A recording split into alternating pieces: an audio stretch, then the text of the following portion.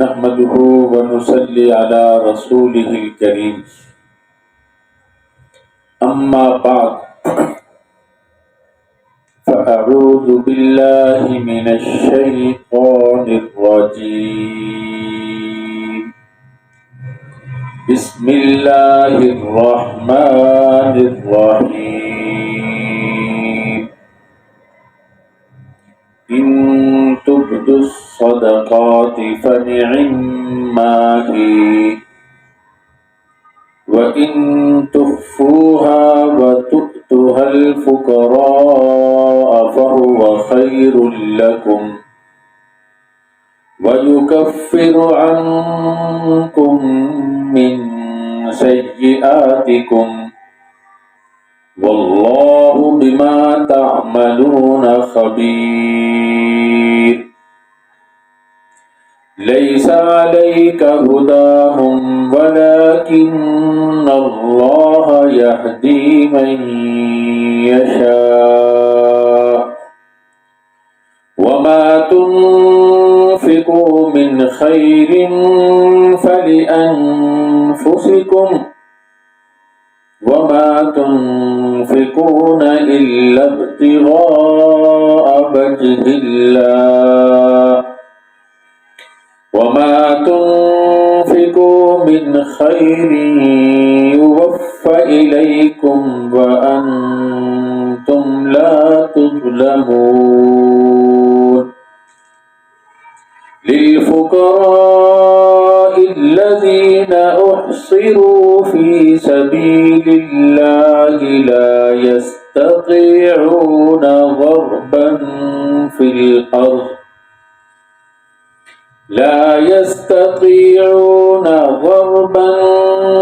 الأرض يحسبهم الجاهل أغنياء من التعفف تعرفهم بسيماهم لا يسألون الناس إلحافا وما تنفقوا من خير فإن الله به عليم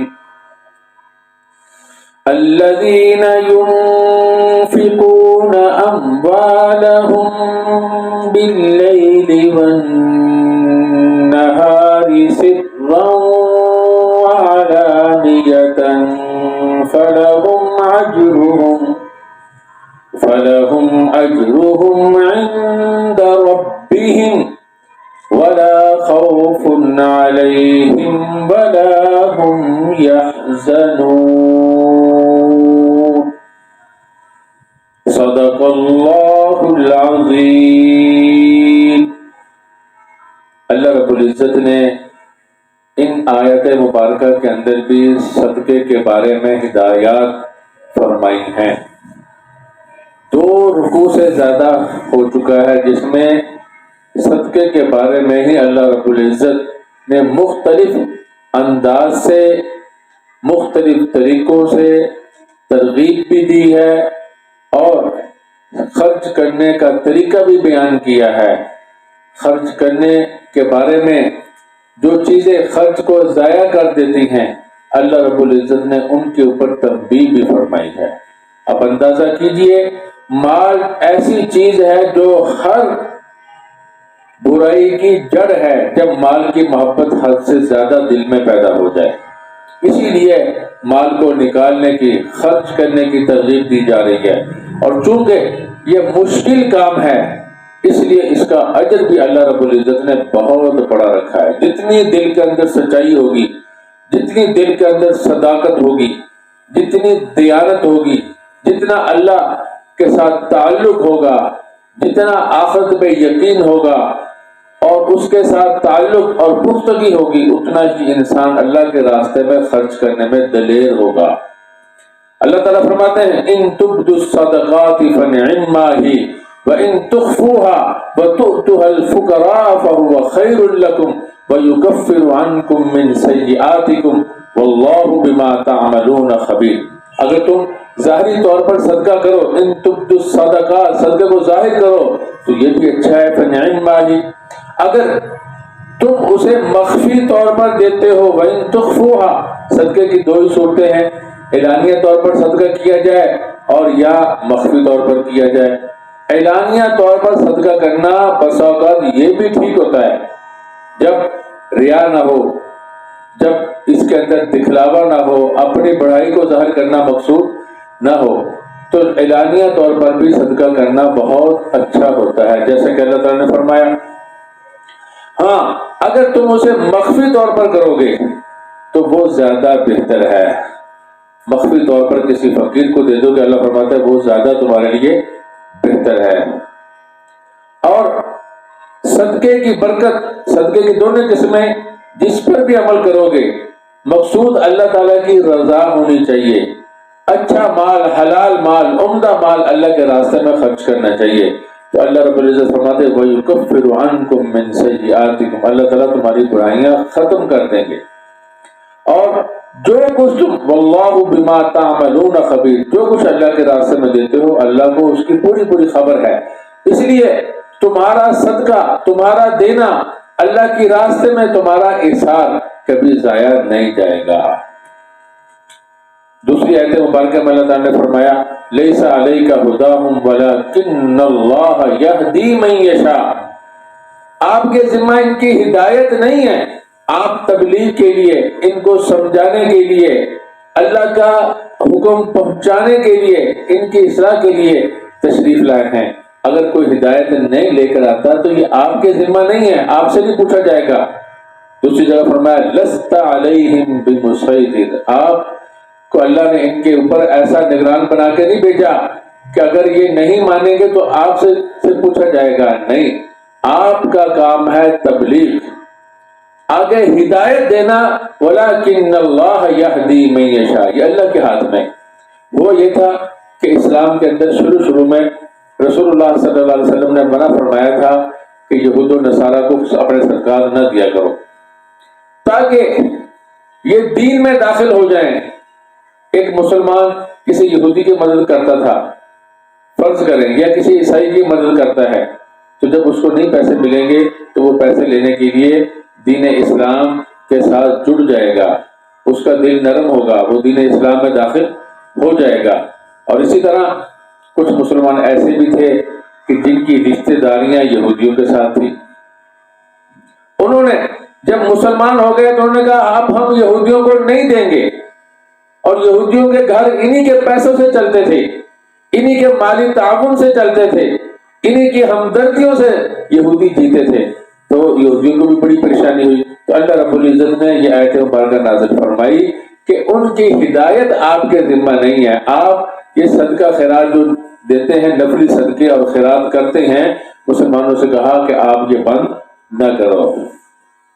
وما تنفقوا، آگے فرمایا وما تنفقوا من خیر فلانفسکم وما تنفقون الا ابتغاء وجه الله وما تنفقوا من خیر یوفى الیکم وانتم لا تظلمون، تم جو بھی خرچ کرتے ہو اس کا نتیجہ اور اس کا جو اجر ہے وہ تمہیں ہی ملے گا، اس میں تمہارا ہی نفع ہے، اس لیے اللہ کے راستے میں عمدہ سے عمدہ چیز خرچ کرنی چاہیے۔ اور تمہارا مقصد کیا ہے؟ وما تنفقون الا ابتغاء وجه الله، تم اللہ کی رضا کے لیے خرچ کرتے ہو، تمہارا کوئی اور کوئی مقصد نہیں ہوتا۔ جب اللہ کی رضا کے لیے خرچ کرو گے اللہ تعالیٰ اس کا ضرور تمہیں اچھا بدل دے گا، آخرت میں بھی ملے گا، دنیا میں بھی۔ دنیا میں وہ آپ کو فرشتے کی دعا یاد ہوگی، بخاری شریف کی روایت ہے، 2 فرشتے ہر صبح نازل ہوتے ہیں، اور ایک فرشتہ کہتا ہے اللہ جو تیرے راستے میں دیتا ہے، خرچ کرتا ہے، اللہ تو اس کا خلف عطا کر، اس کا اچھا بدل عطا کر۔ دوسرا دعا کرتا ہے اللہ جو مال کو روکے رکھتا ہے اللہ تو اس کا مال ضائع کرتے ہیں۔ تو یہاں پر اللہ تعالیٰ نے فرما دیا کہ جو آدمی اللہ کی رضا کے لیے خرچ کرتا ہے، مسلمانوں تم اللہ کے لیے خرچ کرتے ہو، اللہ تعالیٰ تمہیں اس کا ضرور بدل دے گا۔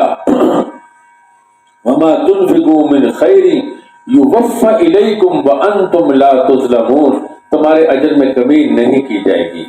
ہاں خاص طور پر ان فقراء کو بھی ذہن میں رکھو جو اللہ کے دین کو حاصل کرنے کے لیے محصور ہو گئے ہیں، انہوں نے اپنی زندگیاں وقف کر دی. جیسے طلباء کمانے کے لیے جاتے ہیں، نہیں. علماء کمانے کے لیے جاتے ہیں، نہیں. علماء کیا کرتے ہیں؟ اللہ کے دین کی حفاظت کے لیے، اللہ کے دین لوگوں تک پہنچانے کے لیے، اللہ کے دین لوگوں کو اس کی تعلیم دینے کے لیے، سمجھانے کے لیے علماء نے اپنی زندگیاں وقف کر دی. تو ایسے لوگوں پہ خرچ کرنا چاہیے، طلباء پہ خرچ کرنا چاہیے. اسی طرح وہ لوگ جو اللہ کے راستے میں جہاد کرتے ہیں، وہ کمانے کے لیے جا سکتے ہیں؟ نہیں جا سکتے. تم یہ جو بڑے بڑے جرنیل ہیں، جج ہیں، قاضی ہیں، ان کی تنخواہیں کہاں سے جاتی ہیں؟ تمہارے پیسے سے. جتنے بھی پولیس کا عملہ ہے، اس کی تنخواہیں کہاں سے جاتی ہیں؟ مسلمانوں کے پیسے سے. عدالت کا جتنا بھی بڑا نظام ہے، اگرچہ کسی کو انصاف مشکل سے ملتا ہے، مگر تنخواہیں کون دیتے ہیں؟ مسلمانوں کے پیسوں سے جاتی ہیں. یہ سیاستدان، یہ وزراء، یہ مشیر، یہ کس کا پیسہ ہوتا ہے؟ یہ تو کوئی کام نہیں کرتے نا. یہ مسلمانوں کی جو امانتیں ہیں، یعنی مسلمانوں کے جو عہدے ہیں جن میں مسلمانوں کا نظم و نسق چلتا ہے، ان پر جو جب یہ فائز ہوتے ہیں تو مسلمانوں کے پیسوں سے تنخواہیں جاتی ہیں. یہ علیحدہ بات ہے کہ یہ گندگی کے علاوہ کچھ نہیں کرتے، گندگی چھوڑتے ہیں ملک میں، ملک کو وہ برباد کر دیے انہوں نے. مگر تنخواہیں کہاں سے جاتی ہیں؟ مسلمانوں کے پیسوں سے. ہر کسی کو یہ بات سمجھ میں آتی ہے. جرنیل کی تنخواہ کہاں سے؟ مسلمانوں کے پیسے سے. جج کی تنخواہ کہاں سے؟ مسلمانوں کے پیسوں سے. پولیس والے کی تنخواہ کہاں سے؟ مسلمانوں کے پیسے سے. خزانچی کی تنخواہ کہاں سے؟ مسلمانوں کے پیسوں سے. سیاستدان کی، وزیر اعظم کی تنخواہ کہاں سے؟ مسلمانوں کے پیسوں سے. مشیروں کی تنخواہیں کہاں سے؟ مسلمانوں کے پیسوں سے. تو یہ تو دیتے ہو نا. تو یہ جو اللہ کے راستے میں ہے، جو تمہارا اصل دین ہے، اس کی حفاظت کر رہے ہیں علماء، طلباء، تو ان کو بھی تم دو. اسی طرح جو مجاہدین ہیں، جو اللہ کے راستے میں مصروف ہیں، ان کی تنخواہیں بھی تمہیں چاہیے کہ ان کے لیے بھی اپنے صدقات نکالو. اسی کو اللہ تعالیٰ نے فرمایا للفقراء الذین احصروا فی سبیل اللہ. وہ فقراء جو اللہ کے راستے میں محصور ہو کے رہ گئے، لا یستطیعون ضربا فی الارض، زمین میں کوشش کرنے کی، چلنے کی، کمانے کی طاقت نہیں رکھتے، اس لیے کہ وہ مصروف ہیں. یحسبهم الجاہل اغنیاء من التعفف تعرفهم بسیماہم. جاہل لوگ کیونکہ وہ سوال نہیں کرتے، سمجھتے ہیں یہ مالدار ہے. اللہ فرماتا ہے تم آپ ان کو ان کے چہروں سے پہچان لیں گے. چہروں میں زردی بتائے گی کہ وہ بھوکے ہیں، کمزور ہیں. ان کے کپڑوں کی بسیدگی بتلائے گی. ان کے حالات، ان کی کیفیات سے تم معلوم کر سکتے ہو، مگر وہ سوال نہیں کرتے. لا یسألون الناس الحافا، وہ لوگوں سے چپٹ کر سوال نہیں کرتے، یعنی ایسا سوال نہیں کرتے کہ جس کا نتیجہ لوگوں کے ساتھ چپٹنا پڑے کہ دے دو دے دو، کچھ بھوکے ہیں 2 دن سے 4 دن سے، یا فلان ضرورت نہیں ہے. ان کی یہ عادت نہیں ہے، وہ سوال نہیں کرتے، لوگوں سے مانگتے نہیں ہیں. کہ سوال کریں گے تو ظاہر ہے وہ نہیں دے گا تو الہا یعنی چپٹنا پڑے گا اور آہوزاری کرنی پڑے گی جیسا کہ لوگ کرتے ہیں.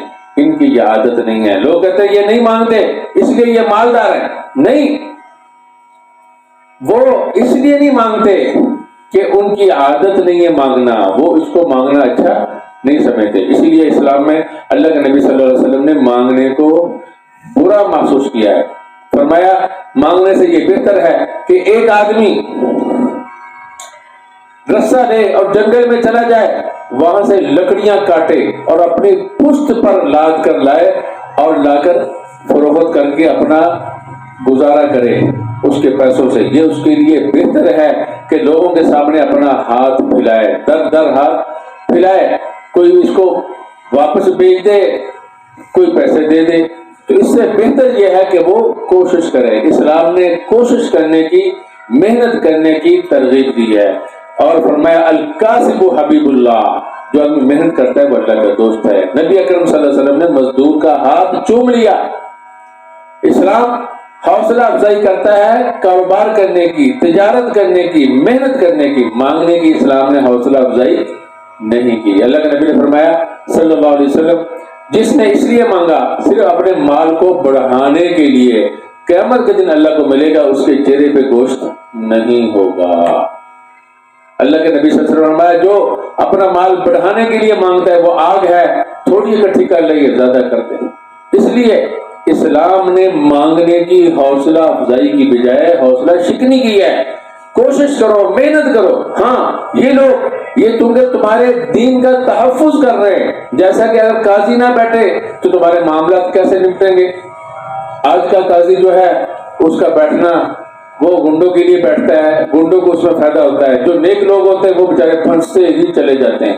مگر اس کے باوجود کوئی نہیں کہتا کہ عوام کے پیسوں سے اس کو تنخواہ کیوں دی جاتی ہے، کوئی نہیں کہتا کہ ہمارے عدالت کا نظام انتہائی خراب ہے اور ہماری انتظامیہ کا نظام انتہائی خراب ہے، ہم کیوں پیسے دیں؟ کوئی نہیں کہتا۔ ہماری سیاست نے ہمارے ملک کی معیشت کا، معاش کا، اقتصادیات کا بیڑا غرق کر دیا، پھر بھی کہتے ہیں وہ اچھا ہے، وہ فلاں اچھا ہے، فلاں اچھا ہے، اور اپنے ان کو تنخواہیں دیتے ہیں، وہ محسوس نہیں ہوتا۔ مگر اللہ کے دین کے لیے، جہاد کے لیے، جو لوگ اللہ کے دین کی حفاظت کے لیے جنہوں نے دن کا وقف کر دی ہیں، ان کو دیتے ہوئے کتراتے ہیں۔ اللہ تعالیٰ نے اسی کی ترغیب دی ہے۔ اصحاب صفہ، نبی اکرم صلی اللہ علیہ وسلم کے پاس صحابہ کی، صفہ کہتے ہیں چبوترے کو، تو مسجد نبوی کے پاس چبوترا تھا جہاں پر صحابہ کرام بیٹھے رہتے تھے جو دین سیکھنے کے لیے آتے تھے۔ وہ 400 کم و بیش 400 ہوتے تھے، زیادہ بھی ہو جاتے تھے۔ تو ان کے لیے ترغیب دی ہے کہ وہ کماتے نہیں ہیں، وہ دین سیکھنے کے لیے آئے ہیں۔ ان میں زیادہ تر مہاجرین تھے، نہ ان کا گھر تھا، نہ ان کا قبیلہ، نہ ان کا کوئی کاروبار، وہ صرف دین سیکھنے کے لیے آئے ہیں اور مسجد میں آرام کرتے تھے۔ تو اللہ رب العزت نے ان پر خرچ کرنے کی ترغیب دی ہے۔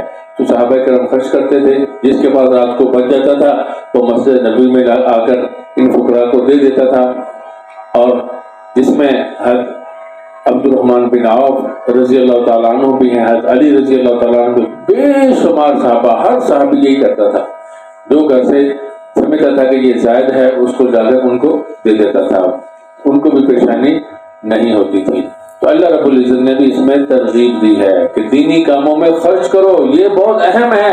اگر یہ بھی کمانے لگ جائیں تو کیا ان کی ٹانگیں نہیں ہیں، ان کے بازو نہیں ہیں، ان کے پاس سمجھے نہیں ہیں، سب کچھ ہے، اگر یہ بھی کمانے لگ جائیں تو تمہارے دین کی حفاظت کون کرے گا؟ تمہیں مسائل کون بتلائے گا؟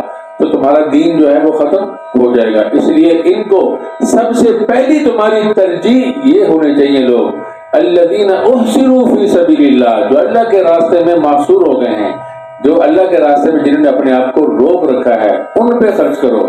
لا یستطیعون ضربا فی الارض یحسبهم الجاہل اغنیاء من التعفف تعرفهم بسیماہم لا يسألون الناس الحافا وما تنفقوا من خیر فإن اللہ بہ علیم۔ تم جو بھی خیر کا کام کرو گے اللہ اس کو خوب جانتے ہیں۔ تو اللہ رب العزت نے یہ دوسرے رکوع کی آخری آیت ہے، اس میں جو مستحق تھے، زیادہ مستحق تھے، ان کی طرف مسلمانوں کی توجہ مبذول فرمائی ہے۔ آگے اللہ تعالیٰ فرماتا ہے الذین ينفقون اموالهم باللیل والنہار سرا وعلانیۃ فلهم اجرهم عند ربهم ولا خوف علیہم ولا هم یحزنون۔ جو اللہ کے راستے میں خرچ کرتے ہیں باللیل والنہار، رات میں بھی دن میں بھی، اور سرا وعلانیۃ، پوشیدہ بھی اور ظاہری طور پر بھی، فلہم اجرہم عند ربہم، ان کا اجر ان کے رب کے پاس ہے، ولا خوف علیہم ولا هم یحزنون، نہ ان کے اوپر کوئی خوف ہوگا نہ وہ غمگین ہوں گے۔ تو اس کے اندر صدقہ چھپ کر کرنے کی بھی بڑی فضیلت ہے۔ اگر کوئی دن کو کرتا ہے اس کی بھی، یعنی یہ لوگ ایسے ہیں جو اللہ کے راستے میں ہر وقت صدقہ کرتے ہی رہتے ہیں، رات ہو یا دن ہو۔ سرن والی صورت بنتی ہو تو تب بھی، یعنی پوشیدہ والی صورت، ظاہری طور پر بھی صورت بنتی ہو تو تب بھی، حدیث میں آتا ہے 7 آدمی اللہ کے عرش کے سائے کے نیچے ہوں گے، ان میں ایک شخص وہ بھی ہوگا جو دائیں ہاتھ سے خرچ کرے گا، اس کے بائیں ہاتھ کو بھی معلوم نہیں ہوگا کہ اس نے اللہ کے راستے میں کیا دیا ہے۔ جیسے کہ اللہ کے نبی نے فرمایا اس میں ایک عادل بادشاہ بھی ہوگا جو عدل سے کام کرے گا۔ اللہ کو اتنا پیارا ہے عادل بادشاہ، ساری طاقتیں ہونے کے باوجود وہ اللہ سے ڈرتا ہے۔ اللہ قیامت کے دن جب کوئی سایہ نہیں ہوگا، اللہ عرش کے سائے کے نیچے اس کو جگہ دیں گے۔ اس طرح فرمایا وہ نوجوان جس کی ساری قوتیں اپنے عروج پر ہوتی ہیں، وہ اپنی جوانی کے حالت میں بھی اللہ سے ڈرتا ہے، اللہ کی عبادت کے اندر نشو و نما پاتا ہے، اللہ اس کو بھی جتنا اس نے دنیا کے اندر اپنی نفسانی قوتوں کو مارا ہے، اتنا بڑا عمل کیا، اللہ قیامت کے دن جب کوئی سایہ نہیں ہوگا اس کو بھی اپنے عرش کے سائے کے نیچے جگہ دے گا۔ اس طرح فرمایا وہ نمازی جس کا دل مسجد کے ساتھ اٹکا رہتا ہے، جب مسجد سے آتا ہے تو دل ادھر ہی چھوڑ آتا ہے، پھر واپس آنا ہے، ابھی کیا وقت ہوا جی، ابھی کیا وقت ہوا، کاروبار چھوڑ کر پھر نماز کے لیے آتا ہے، اتنا اس کا مسجد کے ساتھ لگاؤ ہے۔ مسجد کے ساتھ مضبوط تعلق ہونے کا مطلب کیا؟ اللہ کے ساتھ مضبوط تعلق ہے۔ اللہ کے نبی صلی اللہ علیہ وسلم نے فرمایا وہ بھی عرش کے سائے کے نیچے ہوگا۔ وہ شخص بھی کسی سے محبت کرتا ہے للہ، کسی سے بغض کرتا ہے وہ بھی للہ، اللہ کے لیے کرتا ہے، اپنے لیے نہ تعلق کسی سے توڑتا ہے نہ اپنے لیے تعلق کسی سے جوڑتا ہے، اللہ کے لیے کرتا ہے۔ کسی سے محبت کی اللہ کے لیے، اس نے اس کی محبت کی قدردانی نہیں کی، یہ کہتا ہے میں نے تو اللہ کے لیے کیا تھا۔ اور کسی سے نفرت ہے، کسی سے لڑائی جھگڑا ہے، وہ بھی کس لیے؟ اللہ کے لیے، کہ وہ اللہ کی نافرمانیاں کرتا ہے، ہاں جی، اس لیے نہیں کہ اس نے مجھے پانی نہیں پلایا یا میرا ساتھ نہیں دیا یا فلاں جو ہمارے معاشرے میں رائج ہے، میں نے اس کو بلایا اور وہ آیا نہیں، میں کیوں دوں؟ ایسے بھی لوگ ہوتے ہیں، اگر کسی کو 100 روپے بھی دیتے ہیں نا، اس کو بلایا جی ہمارا چھوٹا سا کام ہے، وہ بیچارہ کوئی مجبوری پڑ جاتی، نہیں گیا، وہ 100 روپیہ دینا بند کر دیا۔ تم اللہ کے لیے دیتے تھے کہ اس کے لیے دیتے تھے؟ اس کا مطلب ہے کہ تم اس کو دیتے تھے، اللہ کو نہیں دیتے تھے، تو یہ اس کی تنخواہ ہے 100 روپے۔ ایسے بیوقوف لوگ ہیں، 100 دے کے سمجھتے ہیں کہ یہ غلام بن گیا۔ اللہ کے راستے میں دو، اللہ کے لیے دو، اللہ اس کو ضائع نہیں ہونے دے گا۔ تو جس کا ایمان اتنا ہے کہ وہ کسی سے بغض رکھتا ہے اللہ کے لیے، محبت کرتا ہے اللہ کے لیے، اللہ اس کو بھی عرش کے سائے کے نیچے جگہ دے گا جس دن کوئی سایہ نہیں ہوگا۔ اسی طرح یہ تقریباً اسی طرح ایسا آدمی جو تنہائی میں اللہ کو یاد کرتا ہے اور پھر اس کے آنسو نکل آتے ہیں، اللہ کے خوف کی وجہ سے روتا ہے، اللہ رب العزت اس کو بھی عرش کے سائے کے نیچے جگہ دے گا۔ اسی طرح ایسا آدمی جس کو کوئی حسب و نسب والی عورت، حسن و جمال والی عورت پکارے اور کوئی رکاوٹ نہ ہو، وہ صرف اس لیے نہ جائے، اس لیے اس کی بات نہ سنے، اس لیے گناہ میں مبتلا نہ ہو کہ مجھے اللہ دیکھتا ہے، کوئی رکاوٹ نہیں تھی، صرف اللہ سے ڈر گیا، تو اللہ اس کو بھی قیامت کے دن جب کوئی سایہ نہیں ہوگا تو اپنے عرش کے سائے کے نیچے جگہ دے گا۔ تو اس لیے اس کی بڑی فضیلت ہے، اللہ کے لیے کرنا چاہیے، جو کام بھی کریں اللہ کے لیے۔ تو یہ لوگ وہ ہیں جو رات کو بھی خرچ کرتے ہیں، دن کو بھی خرچ کرتے ہیں، اور ظاہری طور پر بھی خرچ کرتے ہیں، مخفی طور پر بھی خرچ کرتے ہیں، یعنی ہر وقت خرچ کرتے ہی رہتے ہیں، اللہ کو یہ بڑے پسند ہیں۔ تو اللہ رب العزت کے ہاں ان کا اجر ہے، فَلَهُمْ أَجْرُهُمْ عِنْدَ رَبِّهِمْ وَلَا خَوْفٌ عَلَيْهِمْ وَلَا هُمْ يَحْزَنُونَ، نہ یہ غمگین ہوں گے نہ انہیں آخرت میں کوئی خوف ہوگا، دنیا میں بھی کسی کام پہ ان کو غم نہیں ہوگا، نہ آخرت میں کوئی خوف ہوگا۔ تو آیت مبارکہ ہے پوری کیا ہوئی؟ الَّذِينَ يُنْفِقُونَ أَمْوَالَهُمْ بِاللَّيْلِ وَالنَّهَارِ سِرًّا وَعَلَانِيَةً فَلَهُمْ أَجْرُهُمْ عِنْدَ رَبِّهِمْ وَلَا خَوْفٌ عَلَيْهِمْ وَلَا هُمْ يَحْزَنُونَ۔ تو یہ وہ لوگ ہیں جن کے اوپر نہ خوف ہوگا نہ غم ہوگا، کہ ہم یہ نہیں سمجھیں گے کہ ہماری زندگی میں یہ کام ہو گئے ہیں غمگین ہوں گے، نہیں، اللہ ان کے غم بھی دور کر دے گا، آئندہ ان کو خوف بھی نہیں ہوگا۔ دعا کیجیے اللہ رب العزت ہمیں بھی اپنے راستے میں دل کھول کر خرچ کرنے کی توفیق عطا فرمائے، اور خرچ کرنے میں صرف للہ مقصود ہو، اللہ کی رضا مقصود ہو، یہ نہیں ہو کہ مولوی صاحب کو ہم اتنے پیسے دیتے ہیں، آج انہوں نے ہمارا کام نہیں کیا، ان کا بھی خرچہ بند اور ساتھ والے مدرسے کا بھی بند۔ آج ہمارے 100% معذرت کے ساتھ عرض کر رہا ہوں، 100% لوگ اس طرح مدارس کو دیتے ہیں، مساجد کو دیتے ہیں، طلباء پہ خرچ کرتے ہیں۔ اللہ تعالیٰ سے اخلاص مانگیں، اللہ کی رضا مانگیں، اللہ تعالیٰ ہم سب کو اپنی رضا کے لیے اخلاص کے ساتھ خرچ کرنے کی توفیق عطا فرمائے۔ اگر اخلاص کے بغیر خرچ کیا تو اپنا مال یوں سمجھو کہ برباد کر رہے ہو۔ اللہ تعالیٰ ہمارے مالوں کو بربادی سے بچائے اور ہمیں بچانے کی توفیق عطا فرمائے۔ وآخر دعوانا الحمدللہ رب العالمین۔